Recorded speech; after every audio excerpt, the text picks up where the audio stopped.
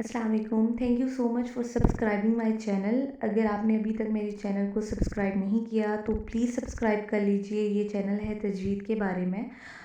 जो लोग तजवीज़ सीखना चाहते हैं, मैं ट्राई करूँगी कि मैं बहुत इजी वर्ड्स में और बहुत अच्छे से एक्सप्लेन कर सकूँ और आप लोग ताकि इस चैनल से कुछ ना कुछ ज़रूर सीखें। तो तजवीद को बाकायदा स्टार्ट करने से पहले मैं कुछ बातें आप लोगों को बताना चाहती हूँ कि तजवीद क्यों ज़रूरी है और हमें कुरान पाक तो पढ़ना आता है लेकिन हम तजवीद के साथ इसे क्यों पढ़ें। तो ये सारी बातें होंगी आज की वीडियो में। सबसे पहली चीज़ है कि तजवीद है क्या, तजवीद का मतलब क्या है। तो तजवीद का मतलब है अच्छा करना, खूबसूरत करना। और जब हम इसके डिटेल मीनिंग में जाते हैं तो इसका मतलब ये है कि हर हर्फ को उसके मखरज के साथ, उसकी सिफ़ात के साथ अदा करना।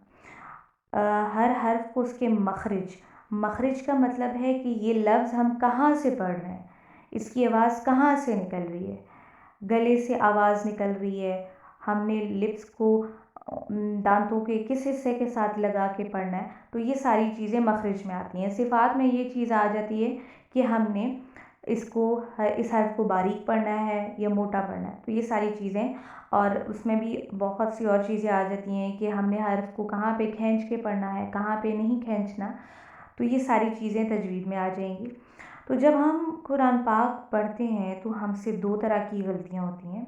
एक होती है लहन जली और एक होती है लहन खफ़ी।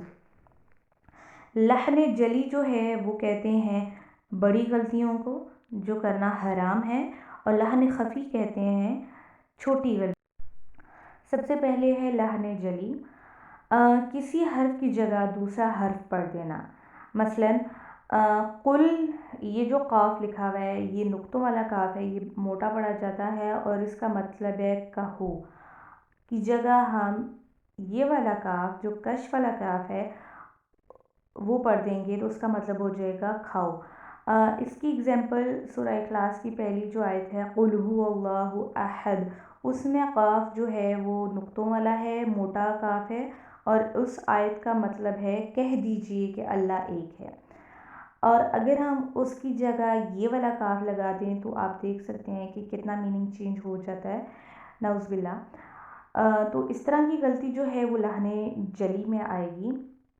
और किसी हर्फ को बढ़ा देना, लंबा करके पढ़ देना जहाँ पे वो लंबा करके नहीं पढ़ा जाता, और किसी हर्फ को कम करके पढ़ देना, तो ये गलती भी लहने जली में आती है। इसके अलावा जो छोटी गलती है लहन खफ़ी, उसमें ये चीज़ें आती हैं कि रा को मोटा पढ़ना था बारीक पढ़ दिया, बारीक पढ़ना था तो मोटा पढ़ दिया। लफ्ज़ अल्लाह जो है वो कभी बारीक पढ़ा जाता है और कभी मोटा पढ़ा जाता है, तो उसमें जो हम गलती करते हैं वो भी लहन खफ़ी में आती है, मतलब छोटी गलती में आती है।